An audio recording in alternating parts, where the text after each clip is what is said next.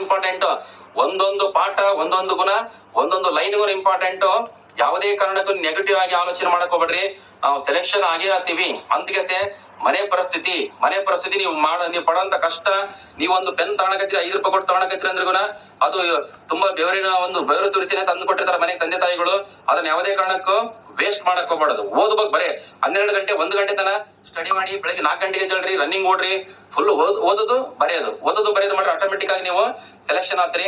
ಯಾವುದೇ ಕಾರಣಕ್ಕೂ ನೆಗೆಟಿವ್ ಆಲೋಚನೆ ಮಾಡಬೇಡ್ರಿ. ನನಗ ಆಗೋದಿಲ್ಲ, ನಾ ಮಾಸ್ಟರ್ ಅದು ಹೇಳೇನ ಇದು ಹೇಳೇನ ಅಂತ ಮಾಡಕೋಬೇಡ್ರಿ. ಯಾರು ಹೇಳಿದ್ ಏನ ಕೇಳ್ರಿ. ನಾನ್ ಹೇಳಿದ್ ಪರ್ಫೆಕ್ಟ್ ಆಗಿ ಮೊದ್ಲು ತಿಳ್ಕೊಳ್ಳೋದ್ ಕಲೀರಿ. ಬಹಳ ಇಂಪಾರ್ಟೆಂಟ್ ಇದೆ ಹಣಕಾಸು ಮಸೂದೆ.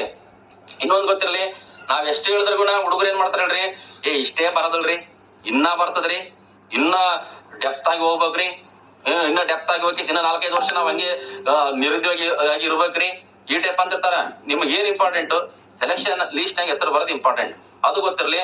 ಮಿಸ್ಗೈಡ್ ಮಾಡೋದ್ರನ್ನ ನೀವು ಅದನ್ನ ಸ್ವೀಕರಿಸಿದ್ರೆ ನಾನೇನ್ ಮಾಡ್ಲಿ, ನೀವು ಓದ್ರಿ 5ರಿಂದ 10ನೇ ಕ್ಲಾಸ್ ಪುಸ್ತಕಗಳನ್ನು ಓದಿ, ಮತ್ತೆ PUC first year second year ಪುಸ್ತಕಗಳನ್ನು ಓದಿ, ಡೈಲಿ ಪ್ರಜಾವಾಣಿ ಪೇಪರ್ ಓದ್ರಿ, ಡೈಲಿ ನ್ಯೂಸ್ ನೋಡ್ರಿ, ಅವು ಬಹಳ ಇಂಪಾರ್ಟೆಂಟ್. ಮತ್ತೆ ಇನ್ನೊಂದು ಏನೇನು ಓದ್ಬೇಕು ಎಲ್ಲ ಓದ್ರಿ. ಆದ್ರೆ ಪ್ರಶ್ನೆ ಪತ್ರಿಕೆ ಮಾತ್ರ ಯಾವುದೇ ಕಾರಣಕ್ಕೂ ಬಿಡಕ್ ಹೋಗ್ಬೇಡ್ರಿ. ಪೊಲೀಸ್ ಕಾನ್ಸ್ಟೇಬಲ್, PSI, UPSC ಪ್ರಶ್ನೆ ಪತ್ರಿಕೆ, SD, FDA ಎಲ್ಲ KS ಎಲ್ಲ ಪ್ರಶ್ನೆ ಪತ್ರಿಕೆ ಓದಿಕೆ ಜಾಲಾಡಿಸಿಕೆ ಸರಿಯಾದ ಉತ್ತರಗಳು ಏನ್ ಮಾಡ್ಕೋಬೇಕ್ರಿ, ಅಪ್ಡೇಟ್ ಮಾಡಿ ಇಟ್ಕೋಬೇಕು. ಪೇಪರ್ ಅವತ್ತಿಂದ ಅಪ್ಡೇಟ್ ಮಾಡ್ಕೋಬೇಕು. ನೀವು ಪೇಪರ್ ನೋಡಿ, ಸುಂದರ್ಲಾಲ್ ಬಹುಗುಣ ಅವರು ನಿನ್ನೆ ನಿಧನ ಹೊಂದಿದ್ರು, ಅವ್ರ ಮೇಲೆ ಪ್ರಶ್ನೆ ಪಕ್ಕಾ ಕೇಳ್ತಾನ, ಹೌದಲ್ಲ, ಅಂತವೆಲ್ಲ ಅಪ್ಡೇಟ್ ಮಾಡ್ಕೋಬೇಕು. ನೀವು ಎಲ್ಲ ಬರತನ ಮ್ಯಾಗ್ಝಿನ್ ಬರತನ ಕಾಯ್ಕೊಂಡು ಕುಂತ್ರಿಗಿನ ಕೆಲಸ ಆಗೋದಿಲ್ಲ. ಮ್ಯಾಗ್ಝಿನ್ ಆಮೇಲೆ ಓದಂತ್ರಿ, ಎಲ್ಲ ಅಪ್ಡೇಟ್ ಮಾಡಿ ಪೇಪರ್ ಆಗಿದ್ವಲ್ಲ ಕರೆಕ್ಟ್ ಆಗಿ ಓದ್ಕೊಂಡ್ರಿಗಿನ ನೀವು ನೆಕ್ಸ್ಟ್ ಮ್ಯಾಗ್ಝಿನ್ ಓದ್ರಿ, ಎಲ್ಲ ನಿಮ್ಗೆ ಗೊತ್ತಿದ್ವಿ ಇರ್ತಾವ.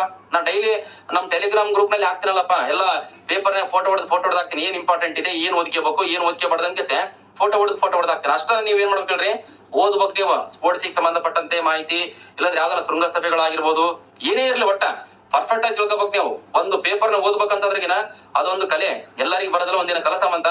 ಆದ್ರೆ ನನ್ನ ಪೇಪರ್ ನ ಏನು ಈ ಟೆಲಿಗ್ರಾಮ್ ಗ್ರೂಪ್ ನಾಗ ಹಾಕ್ತಿರಲ್ಲ, ಅವ್ರ ಕರೆಕ್ಟ್ ಆಗಿ ಸ್ಟಡಿ ಮಾಡಿ. ಬಡವರು ಇದ್ರಿ, ನಾವು ಬಡವರು, ನೀವು ಬಡವರು, ಏನಾಗ್ಬೇಕು ಹೇಳ್ರಿ, ಡೆವಲಪ್ಮೆಂಟ್ ಆಗ್ಬೇಕು. ತಂದೆ ತಾಯಿನ ಕರೆಕ್ಟ್ ಆಗಿ ನೋಡ್ಕೋಬೇಕು. ಮುಂದೆ ಹಾಸ್ಪಿಟಲ್ ಪ್ರಾಬ್ಲಮ್ ಬರ್ತಾವ, ಹಾಸ್ಪಿಟಲ್ ದುಡ್ಡು ಗಿಡ್ಡು ಬೇಕಲ್ಲ. ಈಗ ನಾವು ಆರಾಮ್ ಎಂಜಾಯ್ ಮಾಡ್ಕೇಸಿ ವಾಟ್ಸ್ಆಪ್ ನಾಗ ಫೇಸ್ಬುಕ್ ನಾಗ ಚಾಟ್ ಮಾಡ್ಕೊಂತ ಇದೀವಿ. ಮುಂದೆ ಒಂದಿನ ಬಾಳ ಏನಾಗ್ತಿಳ್ರಿ, ಕಷ್ಟ ಆಗ್ಬಿಡ್ತದ.